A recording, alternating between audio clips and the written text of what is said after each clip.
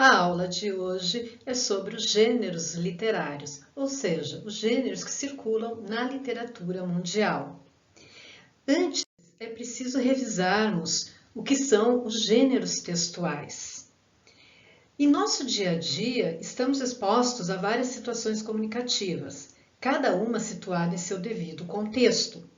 Na escrita e na fala, existem algumas estruturas padronizadas que recebem o nome de gêneros textuais. Então, quando se diz situações comunicativas, vou dar um exemplo. Uma conversa por telefone. Isso é uma situação comunicativa. Ou eu estou andando na rua e vejo um outdoor. Então, ali nós temos um caso de uma situação comunicativa. E aí nós vamos ter inúmeros gêneros textuais. Como eu já falei, um outdoor, uma conversa por telefone, uma palestra, um relatório, o bilhete, o conto, bula de remédio, manual, enfim, uma placa de trânsito. São vários os gêneros que circulam no nosso dia a dia. Outro conceito que precisamos rever é sobre o que é literatura. A literatura é a arte que se manifesta pela palavra, seja ela falada ou escrita. Então, literatura faz parte da arte. A partir disso, nós vamos então conhecer os gêneros que pertencem especificamente à literatura. E Aristóteles foi o primeiro a definir esses gêneros, lá na Antiguidade Clássica. Ele dividiu em 3 gêneros. São eles o gênero lírico, o dramático e o gênero épico, épico narrativo. Nós vamos ver sucintamente cada um dos 3 gêneros. O gênero lírico tem esse nome porque ele vem de um instrumento chamado lira, que acompanhava os cantos dos gregos. Então, a poesia ela era cantada naquela época. Ela possui como função de linguagem as funções poética e emotiva. Poética porque ela tem como centro a mensagem e emotiva porque ela expressa o sentimento daquele que escreve, do poeta.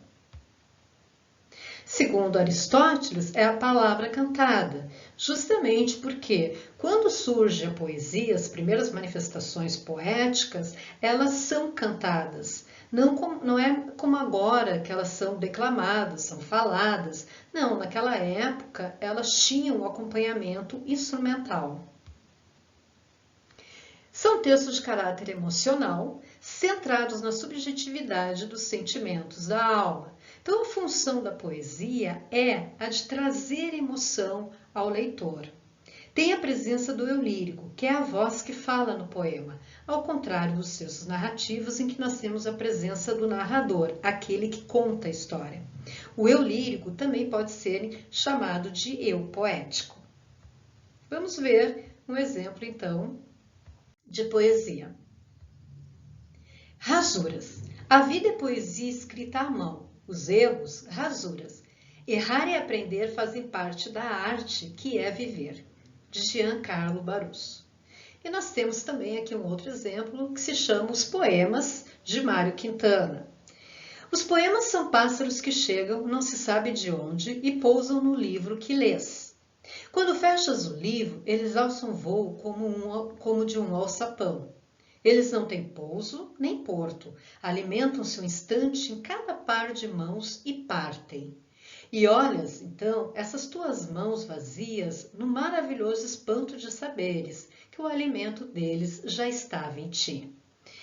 Esse poema ele também tem uma outra função, menos predominante do que a função poética e emotiva, mas que é a função metalinguística, porque ele é um poema que fala sobre o fazer poético, que fala sobre como que o poeta adquire a ideia para construir um poema.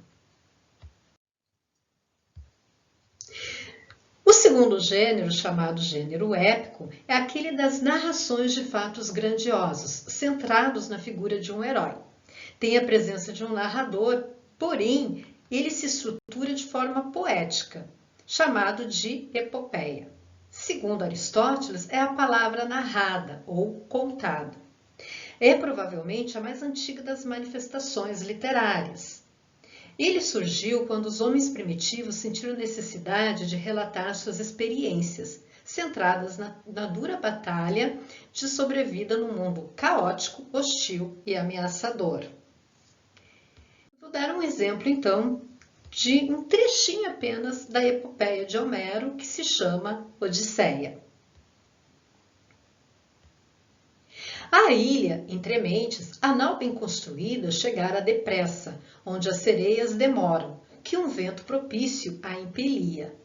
Uma rodela de cera cortei com meu bronze afiado, em pedacinhos, e me pus-me a amassá-los nos dedos possantes. Vejam que nesse trecho nós temos a figura de um narrador, né, em que ele diz, pus-me a amassá-los nos dedos possantes. Tá? Esse narrador se chama Ulisses, ele é o protagonista de toda a história, ele é o herói. Né? E, embora o texto seja construído em forma de versos, com uma característica poética, ele é uma narrativa porque ele tem como função contar uma história. Aos poucos, esse gênero épico ele foi se modificando e se tornando o gênero que nós conhecemos hoje como gênero narrativo. O gênero narrativo é visto como uma variante desse gênero épico, enquadrando-se, neste caso, as narrativas em prosa, ou seja, não mais escrita em versos.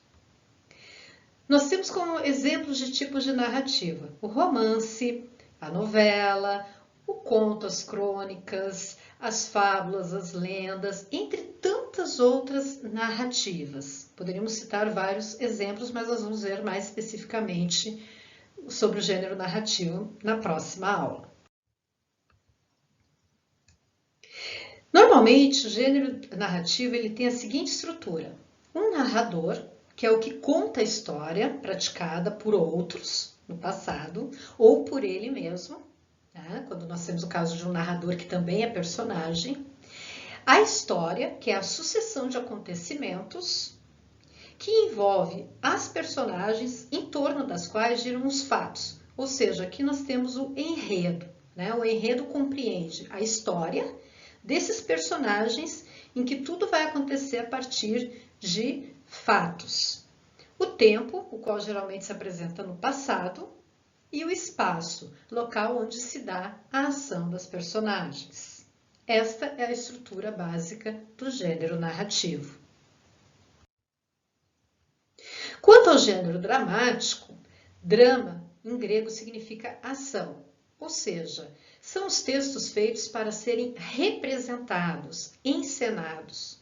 O gênero dramático se assenta em 3 eixos importantes. Nós temos o ator, o texto e o público, sem o qual não há espetáculo teatral.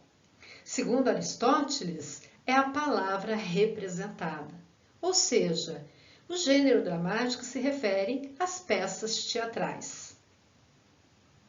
Assim, resumindo, nós vamos ter os seguintes gêneros literários: a poesia, que é o gênero lírico, o narrativo e o teatro ou dramático. Espero que todos tenham gostado desta aula e acessem ao meu canal Prof. Li e se inscrevam lá. Até breve!